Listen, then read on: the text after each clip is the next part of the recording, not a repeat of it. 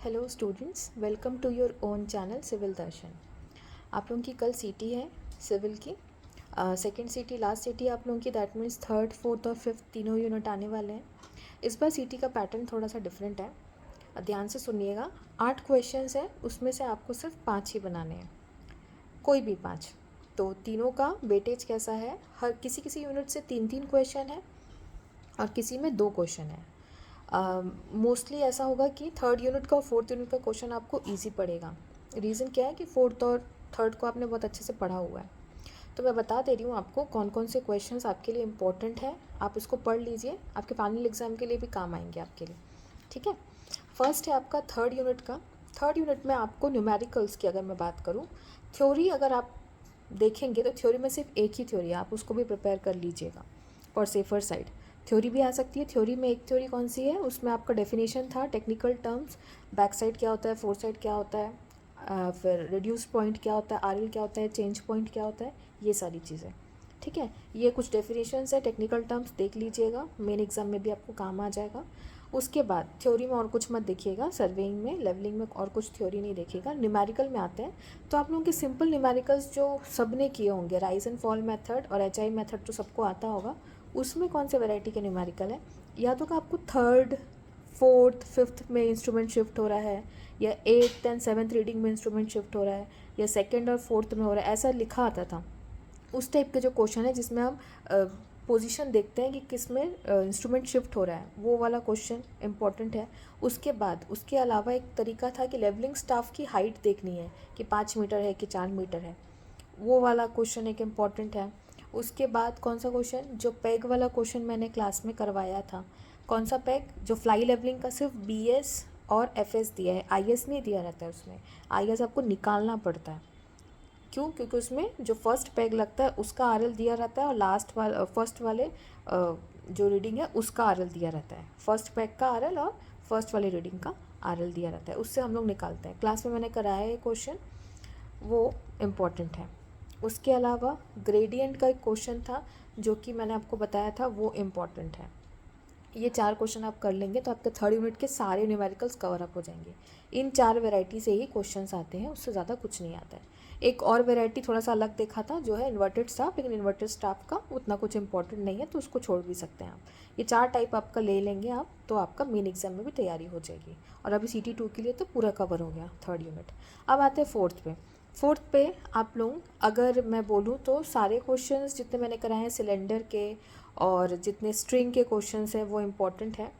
पर मैं अगर अभी बात करूँ तो स्ट्रिंग का क्वेश्चन जो है, जिसमें ऐसे स्ट्रिंग्स में बीच में वेट लगा रहता था, वो इम्पॉर्टेंट है।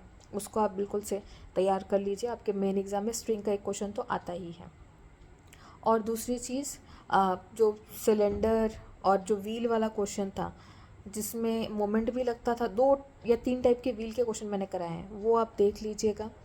और इसके अलावा मेरी प्लेलिस्ट होगी एग्ज़ाम सीरीज़ 2 के नाम से, जिसका क्वेश्चन नंबर 1, 2 और 3 तीनों इम्पॉर्टेंट है, वो देख लीजिएगा। कौन कौन सा क्वेश्चन, एक बोट है जिसमें 2 रस्सी पी और क्यू खींच रही है, वो क्वेश्चन इम्पॉर्टेंट है। और दूसरा क्या है, कौन सा वाला, जो मेरा एक बल्ब लगा हुआ है बीच में, वो इम्पॉर्टेंट है। और एक जो मेरा व्हील है वो मेरा एक एंगल पे, सर्टेन एंगल पे रेस्ट है, 1 किलो न्यूटन का लोड लग रहा है।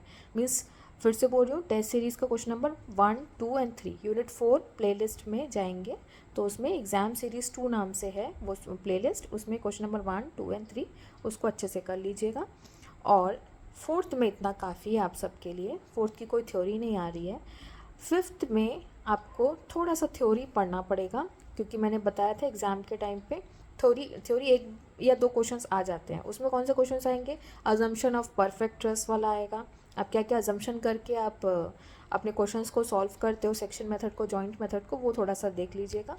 That's it for your fifth unit का थ्योरी, उससे ज़्यादा नहीं आएगा। हाँ, फिफ्थ यूनिट के न्यूमेरिकल में एकदम बेसिक न्यूमेरिकल, जो 60 डिग्री का एंगल नहीं बनाते, 3 इक्विलेटरल ट्रायंगल वाला, वो क्वेश्चन तो मस्ट है। उसको आप उसी क्वेश्चन को प्रैक्टिस करेंगे तो फाइनल एग्जाम में आपके सारे क्वेश्चंस बन जाएंगे। बस उसको प्रैक्टिस में आपको करना है, ठीक है, तो वो एक बार देख लेना। और उसके अलावा एक जो क्वेश्चन मैं लास्ट में कराया था, एक ट्रस है जिसमें एंगल 45 का बन रहा था, मतलब वो एक स्क्वायर काइंड ऑफ शेप का बन रहा था। उस टाइप के एक और दो ट्रस्ट के क्वेश्चन आएंगे। वो ट्रस्ट के क्वेश्चन सेम ही है, समझ लो। आप वो 60 डिग्री इक्विलेटरल ट्रायंगल वाला क्वेश्चन कर लेंगे तो सारे क्वेश्चंस बना लेंगे। हाँ, लेकिन ट्रस्ट में आप ये चीज़ ध्यान रखिएगा कि मेथड ऑफ सेक्शन और मेथड ऑफ जॉइंट दोनों आप लोग देख के आइएगा।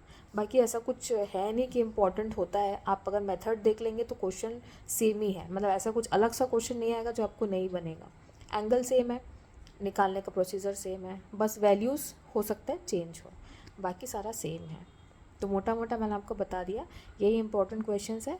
आप मेरी एग्ज़ाम सीरीज़ 2 वाला जो प्लेलिस्ट है उसमें आपको मैक्सिमम क्वेश्चन के डायग्राम के साथ आपको सॉल्यूशंस मिल जाएंगे, इवन मोस्टली क्वेश्चन के आपको सॉल्यूशंस मिल जाएंगे, आप डायग्राम के साथ चेक कर लीजिएगा। थोड़ा सा लेट मैं आप लोगों को इसलिए बता रही हूँ क्योंकि मेरी तबीयत थोड़ी सी ठीक नहीं थी, but you are already having enough time, आप ऑलरेडी यही सब पढ़े होंगे, कुछ अलग तो है नहीं, यही मैंने क्लास में भी बताया है, पढ़ाया है। तो सेम चीज़ आपने पढ़ा है उसको एक समराइज वे में मैंने बता दिया है ताकि और अच्छे से आप इन पोर्शंस को कवर अप कर सकें। ठीक है, सो डू वेल, कल अपनी सिटी के लिए आप लोग अच्छे से प्रिपेयर कीजिए। All the best. Thank you class.